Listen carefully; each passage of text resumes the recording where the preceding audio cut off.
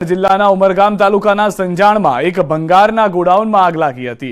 કોળીવાડના લાકડાના ભંગારના ગોડાઉનમાં આગ લાગતા આસપાસના વિસ્તારમાં દોડધામ મચી ગઈ હતી। શરૂઆતમાં કોઈ કારણસર ગોડાઉનના એક ભાગમાં આગ લાગી, પરંતુ ગોડાઉનમાં મોટી માત્રામાં પ્લાય અને લાકડા સહિત ભંગારનો સામાન સંગ્રહ કરેલો હોવાથી થોડી જ વારમાં આગે વિકરાળ સ્વરૂપ ધારણ કર્યું। ગોડાઉનનો મોટો ભાગ જે હતો તે આગની જ્વાળાઓમાં લપેટાઈ ગયો હતો। બનાવની જાણ થતાં જ ઉમરગામ અને સરી ગામના ફાયર બ્રિગેડની ટીમ તાત્કાલિક સ્થળ પર પહોંચી આખરે ભારે જહેમત બાદ આગ પર કાબુ મેળવવામાં સફળતા મળી। જોકે ભંગારના સામાન નજીક પાર્ક કરેલો એક ટેમ્પો પણ આગની જ્વાળાઓની લપેટમાં આવી જતા ટેમ્પો પણ આગના હવાલે થઈ ગયો। કચ્છ ભુજની નાગોર જીઆઈડીસીના ખુલ્લા પ્લોટમાં ભીષણ આગ લાગી હતી। બપોરના સમયે અચાનક વિકરાળ આગથી દોડધામ મચી ગઈ। ખુલ્લા પ્લોટમાં પડેલ ઓઇલ બેરલમાં આગ લાગી હતી। આગને કારણે દૂર દૂર સુધી ધુમાડાના ગોટે ગોટા દેખાયા। ફાયર વિભાગે આગ કાબૂમાં લેવા જહેમત ઉઠાવી। અચાનક આગ લાગવાનું કારણ અકબંધ।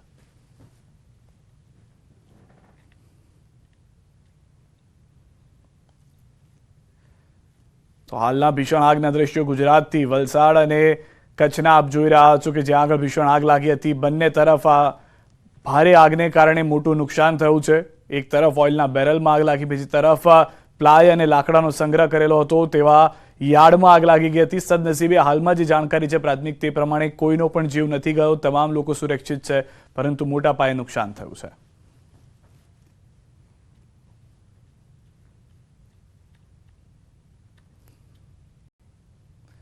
અમદાવાદથી સમાચાર। ફ્રાન્સ કબૂતરબાજી મામલે મોટો ખુલાસો। સીઆઈડી ક્રાઇમની તપાસના 15 એજન્ટોના નામ ખુલ્યા છે। ન્યૂઝ 18 પાસે આવ્યા છે એજન્ટના નામ। માઇકલ, ચંદ્રેશ રેડ્ડી, કિરણ પટેલના નામ આવ્યા છે સામે। અન્ય લોકોના નામ પણ જાહેર કરશે ન્યૂઝ 18 ગુજરાતી। કબૂતરબાજી મામલે પોલીસ કરી રહી છે તપાસ। તમામ લોકો કેવી રીતે ગયા તેની તપાસ। કબૂતરબાજીમાં કોણ કોણ સામેલ છે તેની પણ તપાસ થઈ રહી છે। દુબઈથી નિકારાગોવા ખોટી રીતે ગયા હોવાનું ખુલ્યું છે। દુબઈથી નિકારાગોવા કોણ લઈ ગયું, કઈ રીતે ગયા તેની તપાસ પાસપોર્ટના આધારે શરૂ કરવામાં આવી છે। એજન્ટ્સે પ્રવાસીઓને $1 થી $3,000 પણ આપવાના હતા તેવી પણ જાણકારી મળી રહી છે।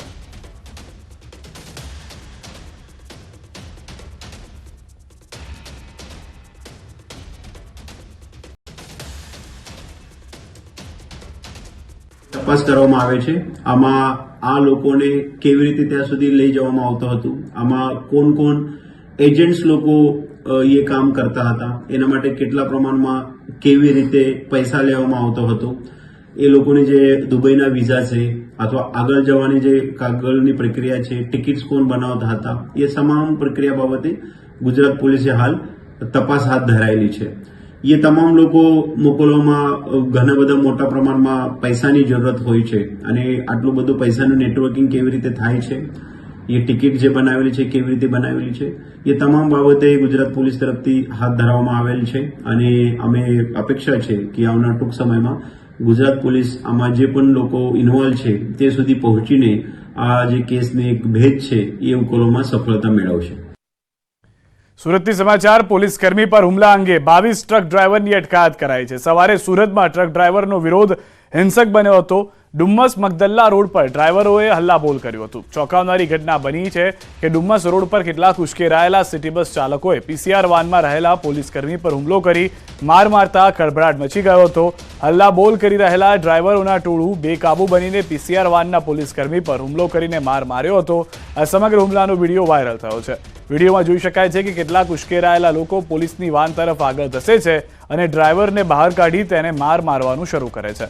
પોલીસકર્મી મારથી બચવા ભાગતો ફરે છે, પણ ટોળું પણ તેની પાછળ દોડતું રહે છે। પોલીસકર્મી મારથી બચવા દોડતો દોડતો એક કારમાં બેસી જાય છે, પણ તેની પાછળ ટોળું પહોંચી જાય છે અને બળજબરીપૂર્વક પોલીસકર્મીને કારમાંથી બહાર કાઢીને માર મારવાનું શરૂ કરે છે। બેફામ બનેલા હિંસક ટોળાને જાણે કે કાયદાનો કોઈ ડર જ ના હોય તેમ ધોળા દિવસે પીસીઆર વાન 902ના પોલીસકર્મી પર જીવલેણ હુમલો થયો છે। જવાનને પીસીઆર વાનમાંથી બહાર કાઢી દોડાવીને માર મારવામાં આવ્યો। આ ઘટનામાં 22 જેટલા લોકોની અટકાયત કરવામાં આવી છે।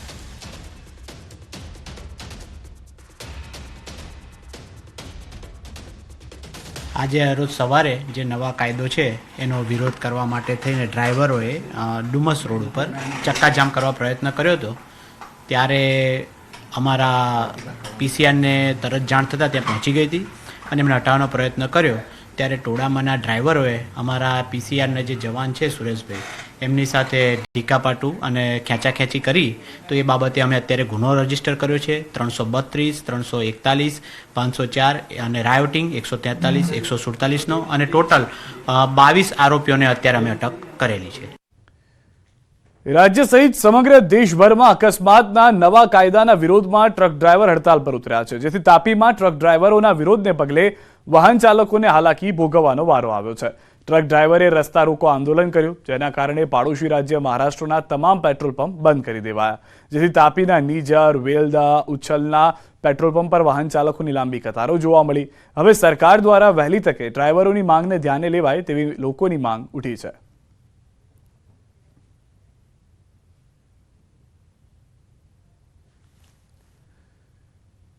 અકસ્માતના નવા કાયદાના વિરોધમાં રાજ્યભરમાં ટ્રક ડ્રાઈવરો વિરોધ કરી રહ્યા છે, ત્યારે વડોદરાના ઉદલપુર હાઈવે પર શિહોરા ગામ પાસે ડ્રાઈવરોએ ચક્કાજામ કર્યો, જેના કારણે વાહન વ્યવહાર ખોરવાયો હતો. વાહન ચાલકો મુશ્કેલીમાં મુકાયા હતા. ડેસર પોલીસે મધ્યસ્થી કરી વાહન વ્યવહાર પૂર્વવત કર્યો હતો.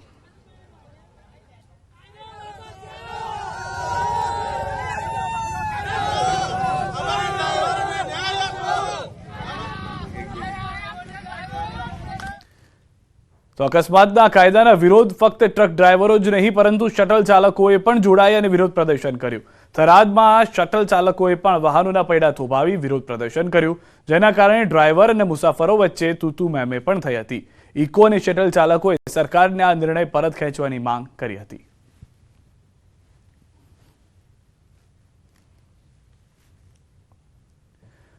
અમદાવાદમાં ડ્રગ્સ કેસમાં સંકળાયેલા 2 શખ્સો ઝડપાયા છે. ક્રાઇમ બ્રાન્ચે એમડી ડ્રગ્સ કેસના 2 વોન્ટેડ ધરપકડ કરી.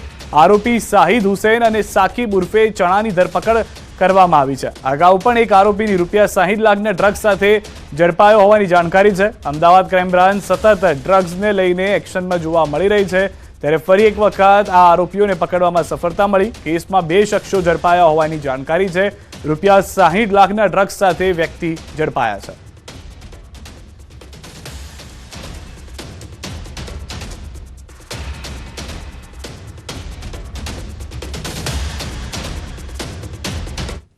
આણંદમાં મંદિરનું દબાણ હટાવવા જતા તંત્ર સામે રોષ જોવા મળી રહ્યો છે. ગોપી ટોકીઝ નજીક મંદિર હટાવવા પહોંચ્યું હતું તંત્ર. માર્ગ પરના મોટા દબાણો હટાવ્યા બાદ મંદિર હટાવવાની માંગ. દાંડી માર્ગ પરના અન્ય દબાણો હટાવવામાં તંત્ર નિષ્ફળ હોવાનો આક્ષેપ છે. ભક્તોએ હોબાળો કરતા પોલીસ કાફલો ઘટના સ્થળે તૈનાત થયો છે. જૂના મંદિર હટાવાતું હોવાનો આક્ષેપ સાથે ભક્તોએ કર્યો છે વિરોધ.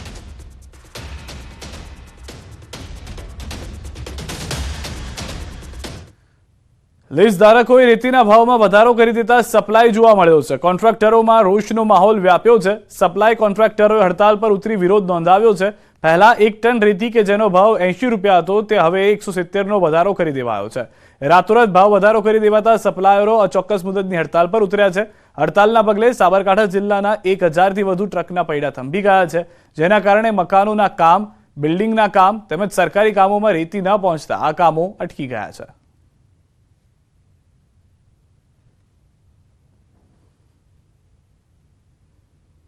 આ ભાવ વધારાનો મુદ્દો અમારો ક્લિયર નહીં થાય, રાતોરાત જે ભાવ વધારો થયો છે જે પાછો ખેંચવામાં નહીં આવે ત્યાં સુધી અમારા અરવલ્લી તથા સાબરકાંઠાના દરેક ટ્રક માલિકોએ પોતાની ગાડીઓ ઊભી કરી છે. હડતાલ ઉપર અચોક્કસ મુદત માટે હડતાલ ઉપર અમે ઊભી કરી છે. મોરબીના શનાળા રોડ પર આવેલ સાગર હોસ્પિટલ નજીક માથાકૂટ. રબારી યુવાન પર જીવલેણ હુમલો કરતા 7 ઇસમો વિરુદ્ધ નામજોગ મળી કુલ 10 વ્યક્તિઓ સામે ફરિયાદ થઈ. જૂની માથાકૂટનો ખાર રાખી કાર આંતરીને ધોકા પાઇપ છરી વડે હુમલો કરાયો. ઇજાગ્રસ્ત યુવાનને સારવાર અર્થે હોસ્પિટલ ખસેડાયો. આરોપી દેવ હકાભાઈ કુંભારવાડિયા, વિશાલ ડાંગર, અમિત ડાંગર, નાગદાન બોરિયા, અંકિત, હિતુ, તીર્થકેલા અને અન્ય અજાણ્યા ઇસમોએ સહિતના શખ્સોએ હુમલો કર્યો હોવાની જાણકારી છે, જેમણે સંજય નામના યુવાન પર હુમલો કર્યો. હુમલામાં રિવોલ્વર દેખાડી જાનથી મારી નાખવાની ધમકી પણ આપી. અગાઉ કાર પાર્કિંગ મુદ્દે થઈ હતી બબાલ, જે બાબતના ખાર રાખ્યો હતો. મોરબી એ ડિવિઝન પોલીસે રાયોટિંગ આર્મ્સ એક્ટની કલમ 25(1), 120(b), 326, 323, 341, 427, 143, 147, 148, 149, 504, 506(2) સહિત ભારે કલમો હેઠળ ગુનો નોંધી તપાસ હાથ ધરી છે.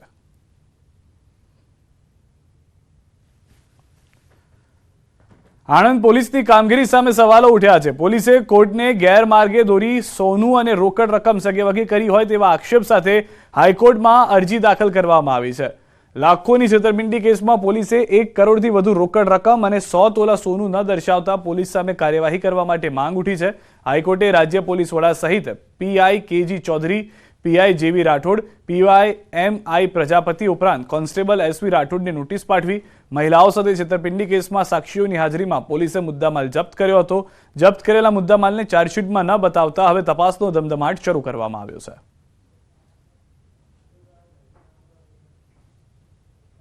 આ આખી જે ઘટનામાં તમારી જે પોલીસ સામે તે હાઈકોર્ટમાં તમે જે રીટ દાખલ કરી, પોલીસ સામે તમારી શું ફરિયાદ છે, તમારી શું અપેક્ષા છે? મારી પોલીસ સામે એટલી ફરિયાદ છે કે જો આટલું મોટી ચીટિંગ જે બાઈ હોય, આખું ફેમિલી છે, તો એ આટલું બધું ફ્રોડ કરતા હોય તો એ જે માલ સામાન પકડીને લઈને આવ્યા તો અમને ન્યાય અપાવવાની જગ્યાએ રેકોર્ડ પર નથી મૂક્યું. એ બધા ચાલ કરી ગયા છે. જે તે ટાઈમે હું આઈજી સાહેબને બી મળી છું, ડીજી સાહેબને બી મળી છું, મેં લખીને બી આપ્યું છે કે આટલું માલ સામાન આવતા બી ગયો ક્યાં ગઈ પોલીસ, ક્યાં થઈ ગઈ. આ તરફ ભાવનગરમાં ન્યૂઝ 18ના અહેવાલની અસર થઈ છે. ભાજપ નેતાને ધમકી કેસમાં આખરે ધરપકડ. કોર્પોરેટરના ઘર પાસે આતંક મચાવનાર બુટલેગરની ધરપકડ થઈ છે. બુટલેગર આશિષ પરમારની પોલીસે ધરપકડ કરી છે. આરોપી સામે પ્રોહિબિશનના ગુના પણ નોંધાયેલા છે. સવારે ન્યૂઝ 18એ સૌ પહેલા પ્રસારિત કર્યો હતો અહેવાલ. ભાજપના મહિલા કોર્પોરેટર સેજલબેન ગોહિલે વિડીયો વાયરલ કરીને આરોપ લગાવ્યા હતા કે બુટલેગરે તેમને અને તેના પતિને મારી નાખવાની ધમકી આપી હતી.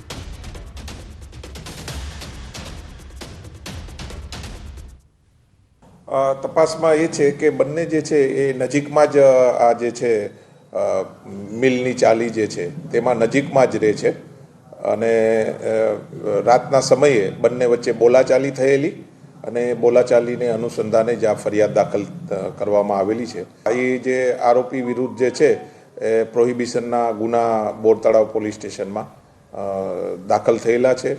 આરોપી વિરુદ્ધ અવારનવાર રેડ કરવામાં બી આવેલ છે. તપાસમાં એ છે રાજ્યના પડોશમાં આવેલા સંઘ પ્રદેશ દમણમાંથી ગુજરાતમાં દારૂની હેરાફેરી માટે બુટલેગરો નવી તરકીબ અજમાવે છે. બુટલેગરોની વધુ એક તરકીબને વલસાડ જિલ્લા એલસીબીએ ખુલ્લી પાડી છે. વલસાડ નજીક અમદાવાદ મુંબઈ નેશનલ હાઈવે પરથી પોલીસે ઘાસની આડમાં લાખો રૂપિયાના વિદેશી દારૂની હેરાફેરી કરતા એક ટેમ્પોને ઝડપી પાડ્યો. કાર્યવાહીમાં પોલીસે 5 લાખના વિદેશી દારૂ સાથે એક આરોપીની પણ ધરપકડ કરી છે.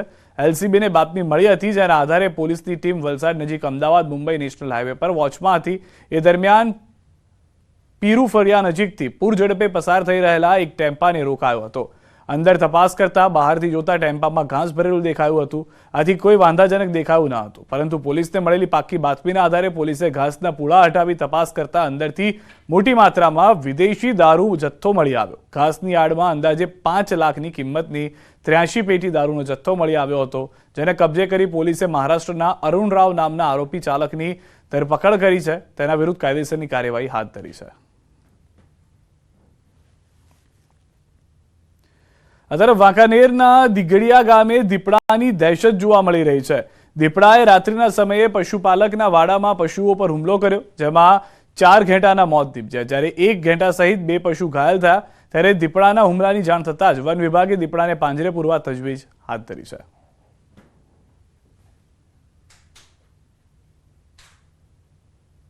એકાદો દીપડો ના હોય, કારણ કે 4-5 જનાવર માર નાખ્યા, 3 ઘેટા, એક ઘાટું અધમું હોય, એક બકરી માર નાખ્યું, એક પાડું, બરોબર.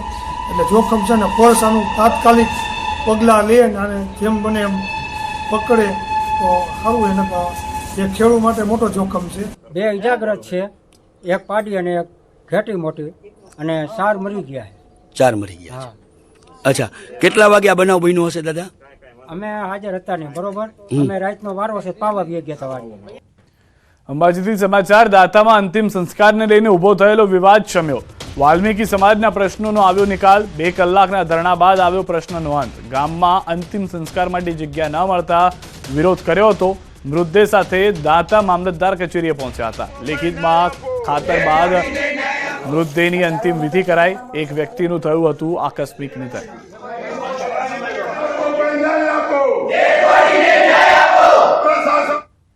તો કૂતરો મળી ગયું છે તો અમારા તાજગાલી મામલે સાહેબને પણ અમારા તાજગાલી ન્યાય જોઈએ. આ ન્યાય નહીં મળે ત્યાં તો અમે બોડી નહીં ઉતારીએ લઈ જાય, અને આ ન્યાય નહીં મળે ત્યાં તો અમે ભૂખું આત્મા પર ઉતરવાના છીએ. આજ રોજ અમે વાલ્મીકી સમાજના અમારા ભાઈની ડેડ બોડી અહીંયા મામલતદાર કચેરીએ લઈને આવ્યા છીએ, અને જ્યાં સુધી દાંતા તાલુકાના અંદર આવા બીજા કેટલા ગામ છે એની પણ તપાસ થવી જોઈએ. વધુ માહિતી ન્યૂઝ 18 સંવાદદાતા મહેન્દ્ર પાસેથી પણ મેળવીશું. મહેન્દ્ર, જે રીતની પરિસ્થિતિ થઈ છે અંબાજીની અંદર, શું મુખ્ય માંગ છે અને હાલમાં શું નિરાકરણ આવ્યું છે?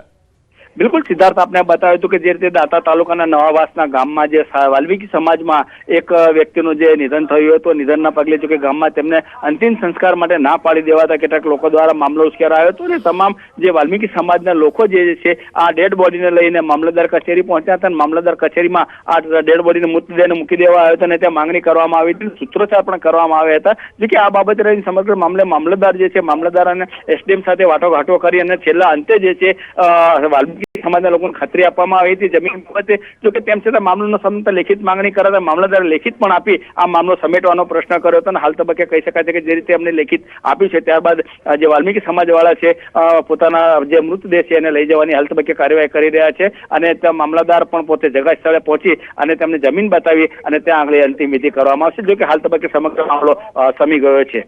આભાર મહેન્દ્ર સમગ્ર માહિતી બદલ. તો હાલમાં મામલાનું નિરાકરણ આવ્યું છે, જે સૌથી મહત્વના અને મોટા સમાચાર છે. સમાચારોમાં હાલ રોકાઈશું એક વિરામ માટે. આપ જોડાયેલા રહો ગુજરાતની number 1 news channel news 18 Gujarati સાથે.